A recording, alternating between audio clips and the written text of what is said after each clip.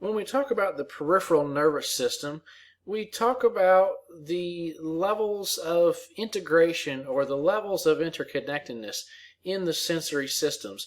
And what we find is that there are really three different levels to this idea of senses. And the first level is going to be the receptor level.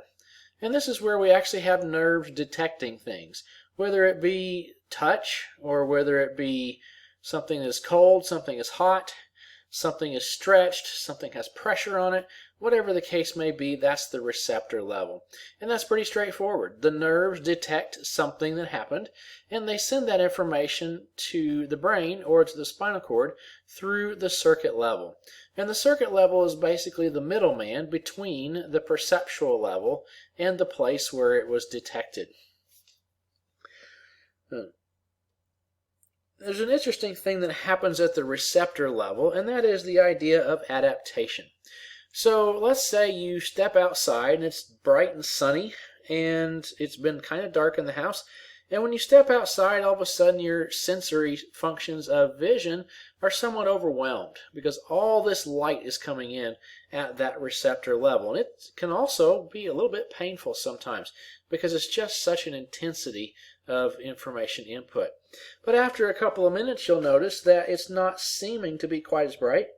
So what's happened is adaptation. And the photoreceptors of your eyes have really dialed back their sensitivity. And your pupils have also constricted such that less light is coming in as well. So that adaptation at the receptor level helps to kind of look at something and say, this is the same, it's not changing. There's really not a whole lot of sense in putting as much energy into keeping track of this. So let's dial back our paying attention to it. When we get to the circuit level, again, that's just the communication between receptor and perception. So let's talk about perception for a couple minutes. This is probably the most complicated, most interesting piece of the idea of senses. And so there are different kinds of processing that occur at the perceptual level. So what really is perception? Perception is perhaps the ability to identify and to appreciate different senses, to recognize that they're there, and that a specific thing is going on with it. So that's a kind of a complicated concept. But a couple of different kinds of sensory perception here, and the first one is perceptual detection. Perceptual detection is the ability to know that something happened. This is a yes or a no. Am I touching the table yet, or am I not touching the table yet? Am I still touching the table, or am I no longer touching the table? And so that's a yes or a no, an on or an off, and that tells you, is something happening, has something occurred or not. Magnitude estimation piles on top of that. And magnitude estimation can tell you how intense or how significant something is. So, am I touching the table or not is a perceptual detection question. And if the answer is yes, I'm touching the table, the next question might be how firmly am I pressing the table? And that's a magnitude estimation question. Another characteristic can pile on top of that, and that's the idea of spatial discrimination. So perceptual detection said yes, it's happening. Magnitude estimation told us how much. Spatial discrimination tells us where. And how far spread is this? So is it happening in one finger only? Is it happening in the entire hand? Is it happening in the entire body? And you can do with this what's called a two-point discrimination test. And that's really trying to determine how far apart can two different stimuli be before they're actually recognized as two different stimuli.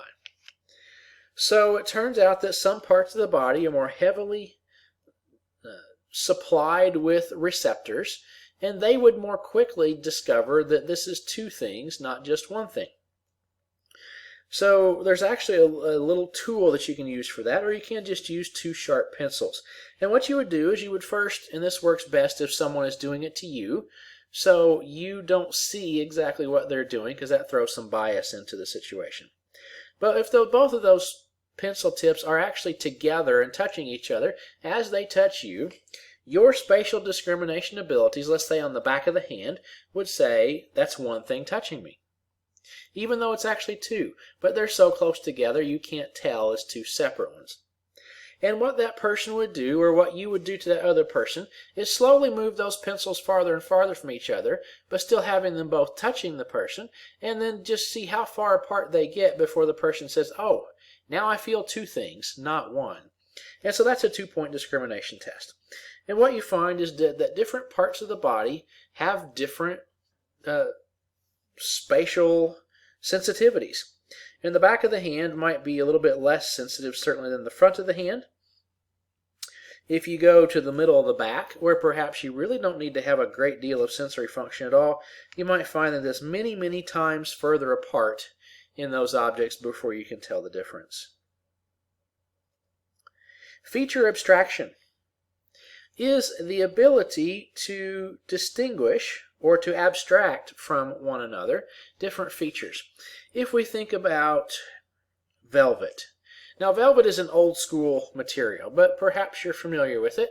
And if you were to try to describe velvet by its different features, you might say it's soft, it's squishy, it's smooth.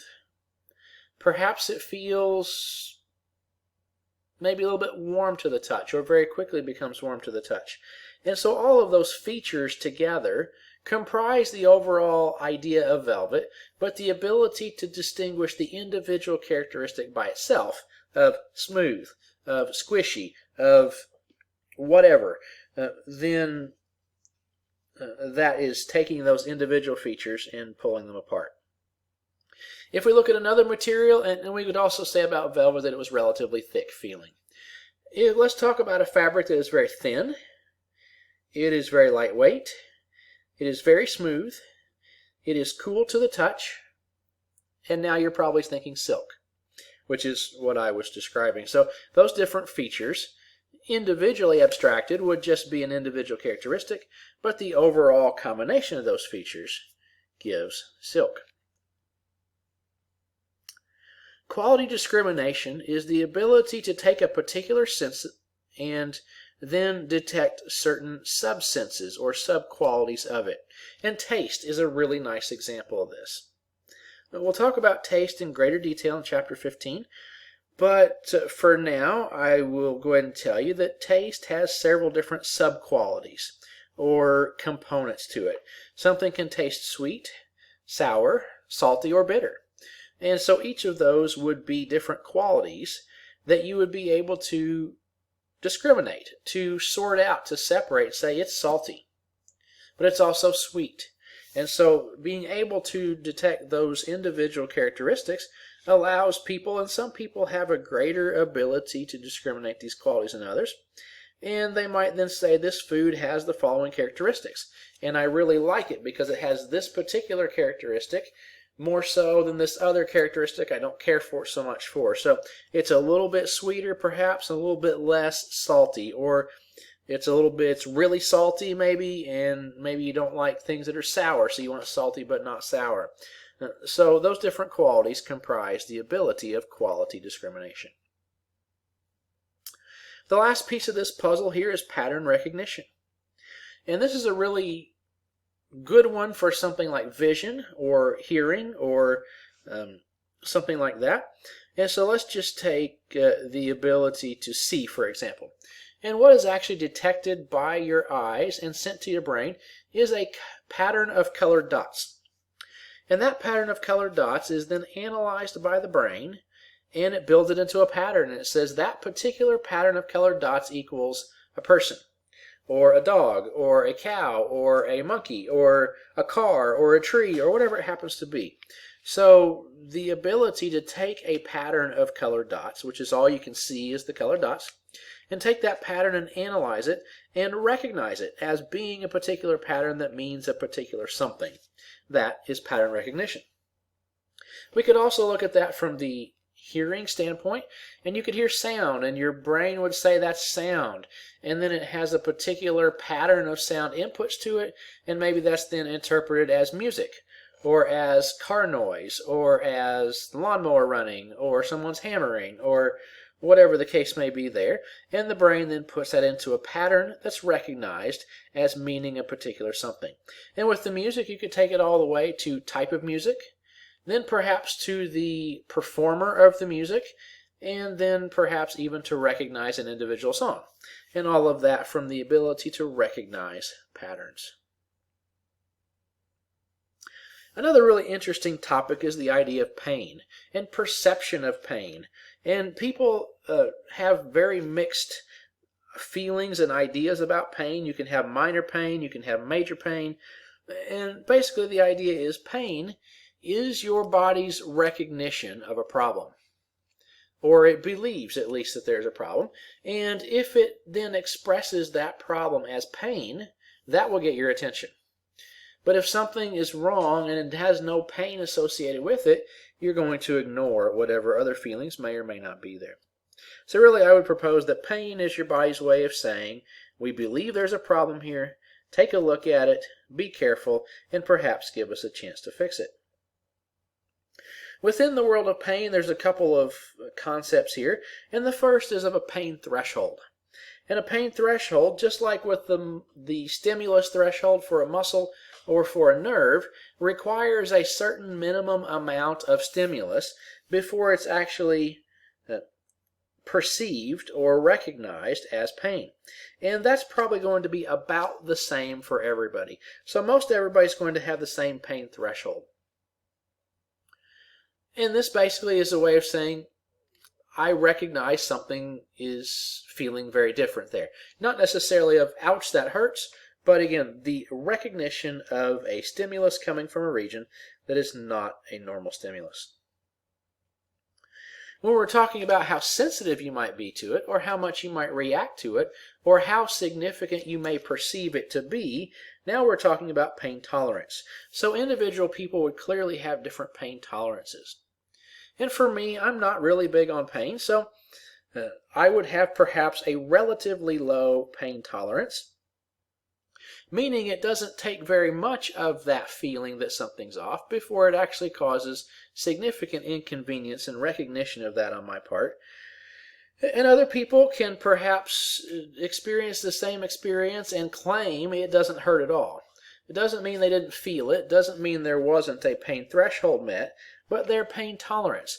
In other words, their ability to carry on in the face of that pain without significant impairment.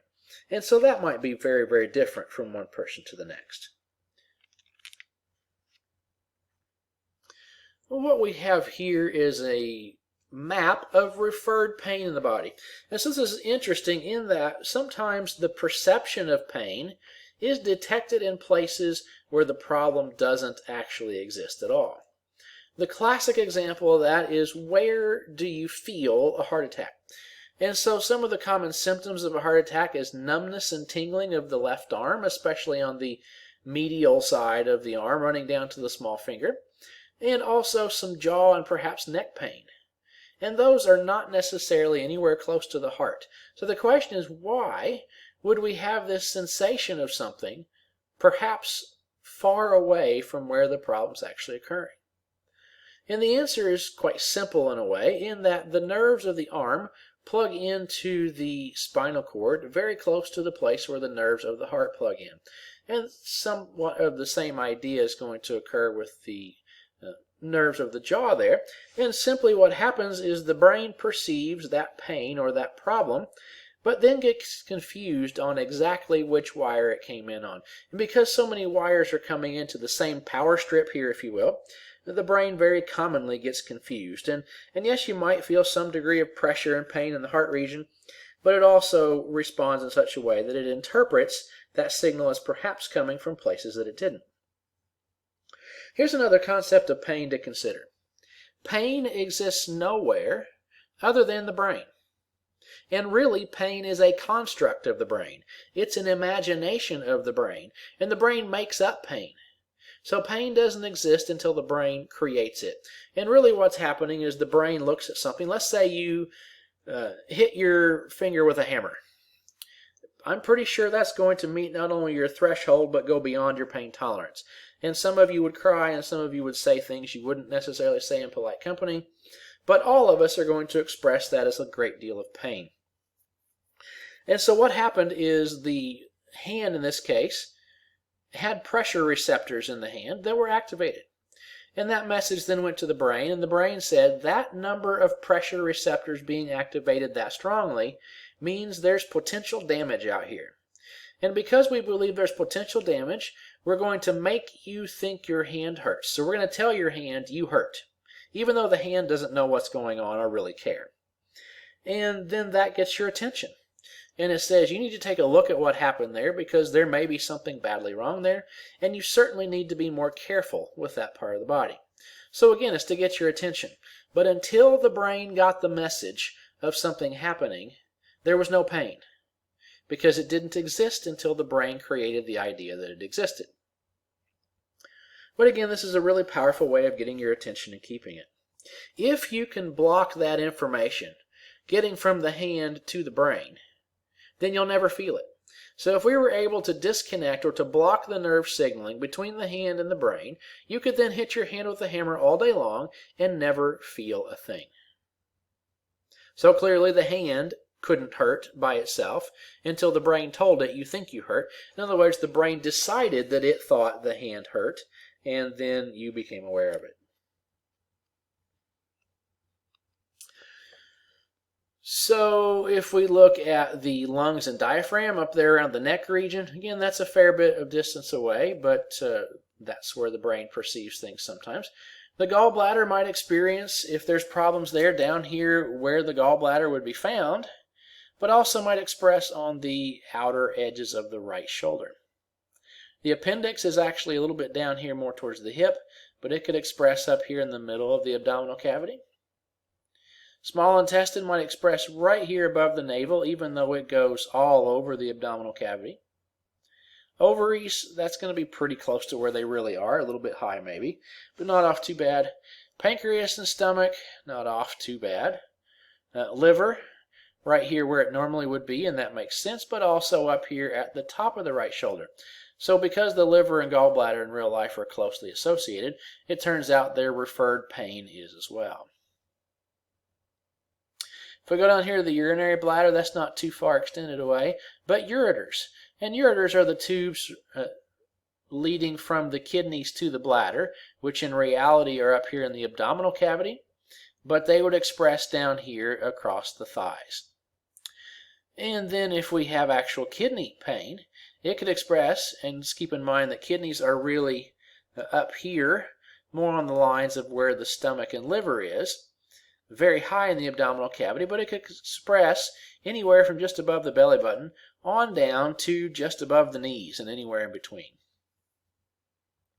And again, some of that's a little bit confusing, but the important thing to remember is, as long as you know that this particular pain in this spot probably means it's coming from the following place, that's really all that matters. So if someone comes in and says their hand hurts, it could be a problem with the hand. Could be a problem with the heart, could be a problem perhaps with some other things as well. So just remember and understand this concept, and when necessary, refer back to a diagram like this for your diagnosis.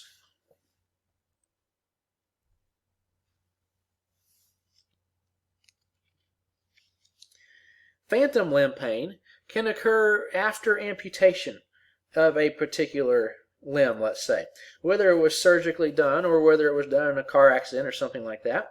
And what happens is that nerve, where it was severed, from that point on up into the body that remains, sometimes will fire signals which are perceived by the brain as coming from the part of the body that's no longer there. Which means, let's say the foot that's not there anymore might itch. But how do you scratch something that's not really there? So that can be very psychologically challenging of how do you deal with something, a sensation or a perception coming from a part of the body that doesn't actually exist. And there's a number of things that can be done to address that, something like using a mirror. And if you look at the good leg and then you look at in the mirror and you see the good leg reflected, or maybe the leg that's only there now, you see it reflected, but it appears to the brain to be the leg that's missing. And so at that point sometimes the brain says, okay, everything is fine, I can see it's fine, no problem. And there's some other tricks as well that can deal with phantom limb pain, but it typically recedes over time, and anywhere from a couple of months to years later, often those pains, those tinglings, those itches, whatever they happen to be, will probably get less over time. What used to be a problem, obviously if it happens in a car wreck, there's no anesthesia at all. But it used to be that limb amputations done surgically were done with general anesthesia. And what that means is that the brain wasn't aware of things, but the spinal cord was. And so, because the dulling of the system occurred above the spinal cord. And so because the spinal cord still perceived it, it just didn't make it to the brain, so you didn't become consciously aware of it, but the spinal cord still, quote-unquote, felt the pain, then it would continue sending that signal for a much longer period of time. What has been a fairly recent discovery is that if you're going to do an amputation, if you do an epidural anesthetic, which prevents the signal from entering the spinal cord in the first place, so the spinal cord never, quote-unquote, felt it, then it never sends the signal onto the brain and greatly reduces the likelihood of phantom limb pain. So where the anesthetic is applied, it becomes quite relevant at that point. Kind of an interesting note there that a lot of folks who suffered this sort of thing in the past, in the future, folks in those conditions probably won't have to suffer as much of that. What we have here in front of us in this image is a nerve. And when you think of a nerve in the body, you're thinking it's just one single nerve cell. But what we call nerves are really, as we can see in this picture, bundles of individual nerve cells. So over here we've got a real nerve sliced through here, and you can see all these little endings here. All those are individual nerve cells. If we go over here, here's our overall nerve, little sub-bundles of nerves here. And then when we go inside, here's a single nerve cell here, along with a couple of hundred others in that particular bundle. So a visible nerve in the body probably consists of hundreds to thousands of actual nerve cells bundled together. So let's talk about what happens when a nerve is damaged. So in this case, again, we're talking about bundles of nerve cells. What happens when they're damaged, or perhaps an individual nerve? So let's just maybe think about it from an individual nerve cell perspective, and the overall nerve bundle would work in a similar fashion. So something comes along and cuts it. Okay? So the Schwann cells that were insulating that particular nerve obviously are damaged. The nerve itself is severed, and what's going to happen is from that point of injury on out to the rest of that particular area of the body, that nerve dies because it's disconnected. But because Schwann cells are present, assuming the area of damage is not too significant, repair can occur. So let's look and see what happens. So here's our original damage, nerve sliced, from that point on out to the right died, the Schwann cells damaged but still present. In step 2 in the process, the Schwann cells start to reassemble that myelin sheath, reassemble that layer of insulation, clean up all the little bits and pieces along the way there. And so we've patched over the insulation damage, and all the insulation from there on out, all the rest of Schwann cells, probably still alive, just they don't have any nerves inside them anymore. So if we've patched up the damaged area of insulation, we've cleaned up all the scrap of the dead and dying nerve tissue at that point. And then step 3, the nerve that where it's still present starts to regrow. And it simply follows that insulation tube that's reformed, the patch, and down into the original tubing, and eventually would then reconnect to the part of the body that it originally served. So you can then hope if, let's say, sensation is lost in maybe the hand because of some injury that occurred at the elbow, over the course of a couple of years, you might be able to have that nerve regenerate itself, reconnect, and restore that sensation. Now, we can't necessarily assume that it's going to be 100% return of function, but there is the possibility, if that area of damage originally isn't too big, as long as it can patch itself with new Schwann cells, then there's hope that the nerve will regrow.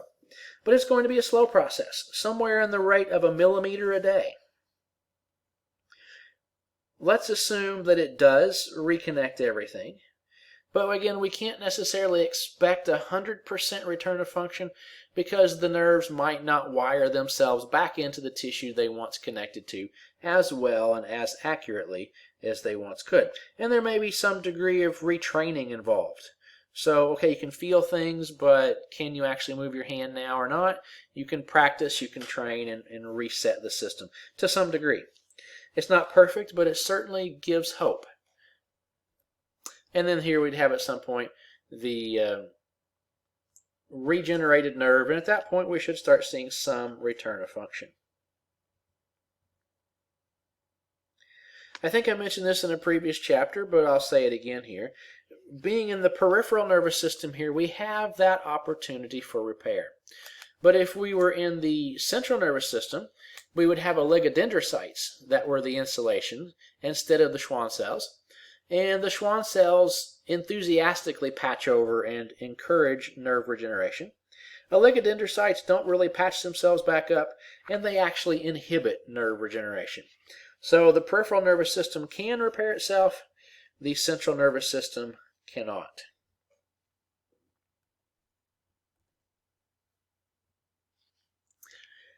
I'm not going to beat your brain on cranial nerves, but these are nerves that come directly out of the brain as part of the peripheral nervous system.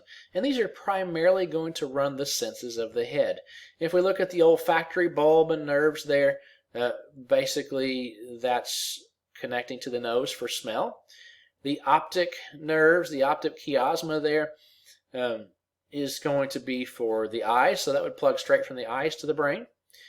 The oculomotor nerves, and there's a number of those if you look at the descriptions at the bottom there, they're going to be involved in moving the eyes. And then you'll have some for taste and facial movement and sensation, that sort of thing. So these 12 nerves here have significance in running the senses and functionalities of the face and the head. We can also have spinal nerves. So cranial nerves were coming out of the brain. Spinal nerves are coming out of the spine. And there are lots of spinal nerves. Basically, in between each vertebrae, there is a set of spinal nerves that come out there. And we've seen this general idea before as well. So these are the spinal nerves. And we learned earlier that they had a dorsal root and a ventral root. And the dorsal root was the input of sensory information. The ventral root was the motor output of the processing or the integration that happened in the spinal cord. So these nerves directly plugging into the spinal cord we would call spinal nerves. I don't want to get into great degree of detail on all these different nerves here. We could spend a couple of weeks talking about them. But this is what we call the cervical plexus. So up here in the cervical region, remember there was a cervical enlargement in the spinal cord. And what's happening is all of these cervical plexus nerves are coming out of that enlargement. And I do want to point out here one nerve, and that's the phrenic nerve coming out the bottom here. And you're perhaps noticing at this point that the nerves are named C1, C2, C3. So we're talking about a spinal nerve, and it's going to be labeled as a C, a T, or an L, based on whether it's coming out from between cervical, thoracic, or lumbar vertebrae. And I want to talk about the phrenic nerve just for a second, because it actually supplies the diaphragm with muscle control. So this is the nerve that tells the diaphragm to contract and to relax for breathing. So really this one nerve runs this one muscle, the diaphragm, which does most of your breathing function for you. And I don't know about you, but the thought of one nerve, one muscle, breathe, makes me a little nervous because there's not really any redundancy built into the system. If that nerve fails, that muscle fails, then you can't breathe, and that could be sort of a problem. If the phrenic nerve becomes irritated and misfires, that can then cause hiccups.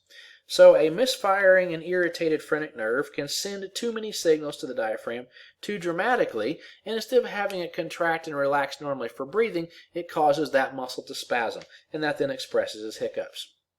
And typically that's just a couple of minutes kind of thing, and most of the time goes away on its own. But there have been cases all the way up to a person having hiccups 24 hours a day, 7 days a week, for 20 plus years. Can you imagine the irritation to life for something like that?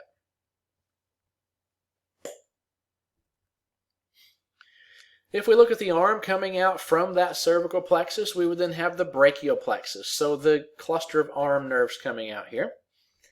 And if we look at a real human set of nerves here, you can see that some of these nerve bundles are quite large.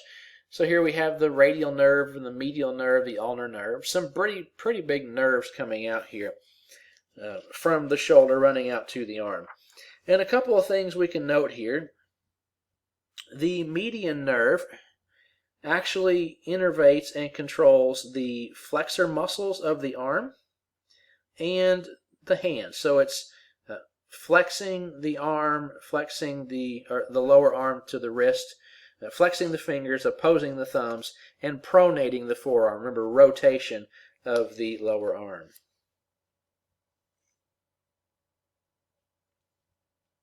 If you've ever heard of someone having carpal tunnel syndrome before, the median nerve is the one that has the problem. And in this case, it's been overused, it's become inflamed, it's become compressed or pinched a little, and so it then causes those sensation issues and perhaps to some degree a loss of function. Sometimes changing the position that nerve sits in a lot. So sometimes if you're using a keyboard a lot, that can become a problem. So a lot of times physical condition and physical position of the arm is perhaps the problem. So sometimes a wrist brace might be all you need. Occasionally it goes up to the point of needing surgery. The ulnar nerve is also famous for being involved in the lower arm, but because it runs over the elbow on the outside edge, right over the top edge of the humerus, so sitting on top of the humerus, and there's really not much cushion between that and the skin. So if you whack your elbow just right, you're said to have hit your funny bone. And for you, it does not feel funny. Your lower arm goes numb and it tingles and it has all kinds of weird sensations to it. And it's called the funny bone because it has compressed the ulnar nerve on the humerus bone. And so that's where the funny bone idea comes from. And that's typically a temporary tingling sensation that can go away usually pretty quickly.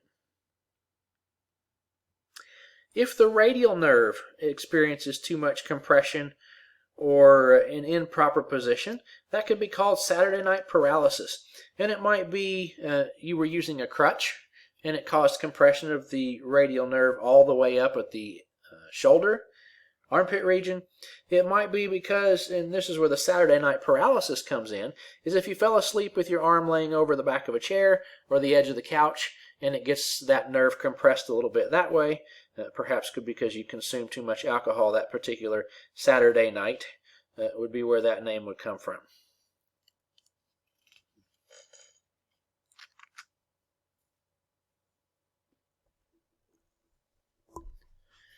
If we look down the lumbar region, we have the lumbar plexus, where a lot of big nerves come out there at the bottom of the spinal cord and run out towards the leg. And then when we look at the sacral plexus, that's a group of nerves splitting off, coming into the leg there from the sacral region. And one nerve we see here, this is perhaps the most famous nerve in the entire body, is the sciatic nerve. And a lot of people blame the sciatic nerve on back problems. If their back hurts, if they have back pain and soreness and that sort of thing, they complain about their sciatic nerve. But interestingly, the sciatic nerve is actually in the upper leg, not in the back at all. So how an upper leg nerve can cause back pain is a little bit beyond me. But I certainly have heard a lot of ailments of the body blamed on this particular nerve before, and probably it doesn't deserve nearly the notoriety that it gets.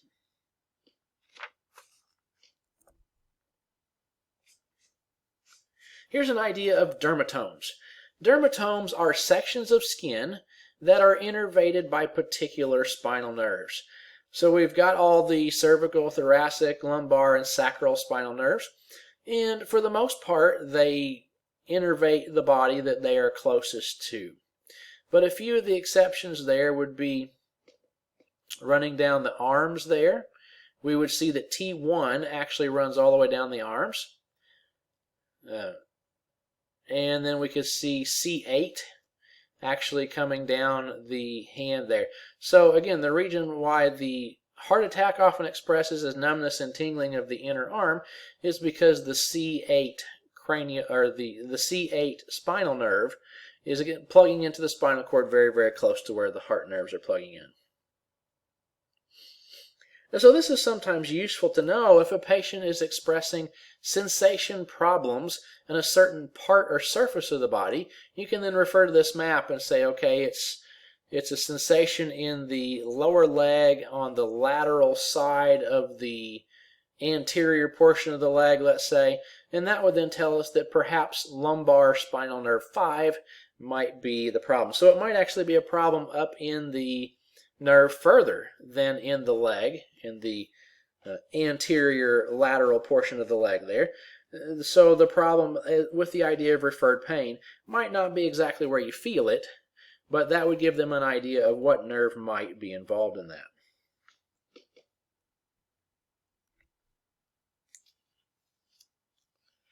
Let's talk about reflexes. Reflexes are your body's response to a potentially damaging situation in which it's trying to prevent further damage, is trying to stay alive, is trying to avoid problems. And so rule number 1 of reflexes is they happen very quickly. Rule number 2 of reflexes is you don't have any conscious control over them. So whatever it's going to do, it's going to do quickly. And it has a 5-step process. Step number 1 is the receptor that detects the problem. In this case, let's say you've stepped on a nail with your foot. So the receptors, the sensory receptors in the skin of the foot would be activated when the nail presses through, puncturing the skin. Step 2, the sensory neuron goes from the receptor to the spinal cord in this case. Step 3, the spinal cord carries out integration. And remember earlier in our nervous system experience, we said that integration is the processing of sensory information. So in this case, we don't send the information to the brain. Actually, we do, but it's done later in the process. But the actual decision of what to do with that sensory input is made by the spinal cord. And this allows us to speed up the response. We don't have to send it all the way up through the brain to be processed, to be recognized, analyzed, and decided on, then send it back out. That would take another second or so. And for this survival or prevent or avoid damage idea, we really don't want to spend that extra time waiting while the problem potentially gets worse. So the integration happens in the spinal cord. It's pre-programmed to say, in this circumstance, do this. So if you step on a nail with your right foot, one thing and one thing only is going to happen. You're immediately going to remove all the weight from the right foot and place it on the left foot.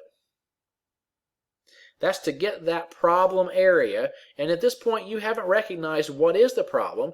You just know this stimulus came in, or you didn't even really know it, but your spinal cord said this stimulus gets this response. Then later we'll analyze it more deeply to see if that's really what the problem was or not.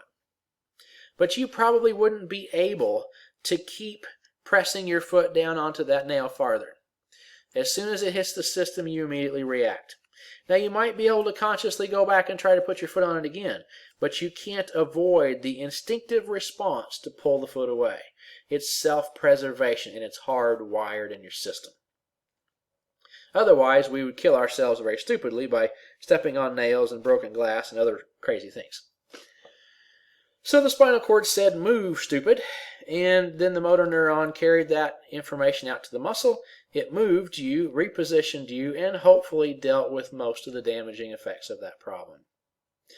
The same idea happens if you put your hand on a hot stove, and in this case it's temperature receptors activated. Spinal cord says, problem, pull your hand off the stove. So all reflexes are going to follow this 5-step, very, very rapid process. In under a second, you'll have full system response. So exactly how can this work? And here's how the muscle side of things works. Your muscles are constantly monitoring the amount of stretch that's going on. And so an unstretched muscle, we see here on the left, they actually have these fibers wrapped around the muscle. And as the muscle stretches, as we can see in this image, those sensory fibers wrapped around the muscle actually get pulled apart a little bit. And so they would then send that information to the spinal cord and the brain, saying, we're getting pulled apart. We're being activated by this movement of ourselves based on what we're wrapped around. And then that's going to increase the functionality of the muscle. And typically to the idea of creating resistance to that stretch. So muscles instinctively, by this process, try to resist being stretched unless you override the system. So that's a piece of the puzzle there with those neurons being activated as well. Along with this is the idea of the co-activation here in figure B. And so basically what happens there is that if only the neurons wrapped around the muscle itself were activated, then you would only get some of the muscle fibers contracting as part of that response to being stretched, as part of that resistance to being stretched. But if you get the co-activation here as well, you have more muscle fibers involved in that resistance reaction, and that more uniformly tensions or contracts the entire muscle while still being able to keep track of length. Because if you're not activating the entire muscle all at once, you don't get there, you see in the first half of B here. If that contraction was occurring, if that stretching a little bit was occurring, but the sensory fibers didn't actually get further apart from each other, then you really wouldn't get the signal that stretch is occurring. You wouldn't then increase that resistance. But by engaging the entire muscle, it ensures that all of those muscles are actually contracting in this case, and then the stretching or not stretching, the change of length of the muscle is fully registered. That then comes into play with some of these reflexes that you've experienced before. So the idea of the knee-jerk reflex. So if you go to the doctor and they hit you in the knee with this little rubber hammer, they're actually hitting you on the patellar ligament. And that's the ligament that's connecting the kneecap to the quadriceps tendon, which goes to the quadriceps muscles. And so that whole complex starts to stretch. And it stretches very rapidly. That feedback process of monitoring that stretch of that ligament, tendon, and of that muscle says when that muscle rapidly stretches, that's potentially damaging to those ligaments and tendons. Not so much to the muscles, but the ligaments and tendons are not really stretchy kinds of things. So if they're stretching very much, that's potentially going to damage. The response is to contract the quadriceps muscle while relaxing the hamstring muscles. And that allows the leg to kick out very quickly, eliminating the stretching occurring in the ligaments and tendons. So it's a way to undo ligament and tendon stretch. Now the doctor will very quickly learn that you don't stand directly in front of someone when you're performing a knee-jerk reflex test, because some people's leg will twitch a little and others will fully extend the leg in a full-blown soccer kick. So if you're standing in front of someone when you perform this test, you're running a serious risk of getting kicked in a way you will not soon forget. So stand off to the side when you perform those tests. The doctor probably doesn't carry around the little rubber hammer anymore either, but often I've seen this done with the stethoscope. So just take the receptor or the round end of the stethoscope and you can tap them, and it doesn't take a serious blow. A minor tap to the right spot will get that reflex adequately. Sometimes you can just hit it with the edge of the hand as well, will do the trick. If those reflexes don't happen when they should, perhaps that means that there's some nerve damage to perhaps the area where that nerve plugs into the spinal cord. So over here in the where the ventral root comes out, perhaps has experienced some problems. Could also be because of diabetes. because diabetes destroys nerves, as does neurosyphilis, which is the STD syphilis that has moved to attacking the brain. So here's that idea again of contraction, relaxation, but at the same time there is some degree of resistance to that. So there's an instinctive reflex to undo the stretching, but then there's also an instinctive almost afterwards, let's undo it. So your leg doesn't typically stay extended out when you kick it, but it very quickly comes back in. And that's because the process somewhat reverses. And then the stretch on the hamstring side is noted and says, well, that's a little bit too much stretch too quickly, and so it starts to contract and then cause the quadriceps to relax and then sort of undo that process and get back in somewhere of a median point. We can look at a crossed extensor reflex. And this occurs, let's say the idea is, ladies, you're carrying your purse, and some of you have purses that look like everything you own is in them, and you act as if everything you own is in them. So if someone tried to steal your purse, would you just say, huh, they jerked away my purse and ran off with it, that's a bummer? Or would you react? And probably the reflex would be this crossed extensor reflex. So whatever part of you is being grabbed at, you would pull back towards the body to try to get it closer to you and protect it. The other arm would extend in a pushing away the problem. So the extensors, in this case the arms, they cross each other. The affected arm crosses towards the body to get more protection from the body, and the other extensor extends, crossing over and pushing away problem. So one arm pulls purse back, the other arm tries to push away the person trying to take the purse. The plantar reflex occurs on the foot. So if you were to take the bare foot, and if you were to stroke along the outside edge, along the pinky toe edge of the foot, you would trigger a plantar reflex. And in a plantar reflex for an adult, what would happen is the toes would curl. They would flex. They would draw towards the base of the foot. In a baby, the opposite occurs. The toes actually flare open. And this is called Babinski's sign. And in a baby, it's very normal for Babinski's sign to occur of stroking the outer edge of the foot, you get toes flaring. If in an adult you get Babinski's sign, when you get toes flaring instead of curling, that indicates some sort of problem with the spinal tracts. Remember in chapter 12 we went through the idea of all those different sets of wiring running through the spinal cord. So if something in the brain or the spinal tract for movement of the foot is damaged, then you might get a Babinski's sign in an adult. But again, in infants, perfectly normal. And I actually enjoyed, with both my children, performing over and over the plantar reflex test, just to gently stroke the outside edge of their foot, and those cute little toes would flare open and curl back towards the top of the foot every time. That maybe was a little bit torturous, but I enjoyed over and over stimulating that particular one. It's just one of those weird things that parents do to their children. Hopefully you learned a lot in this chapter and everything was understandable. Thanks for joining us. We'll see you next time.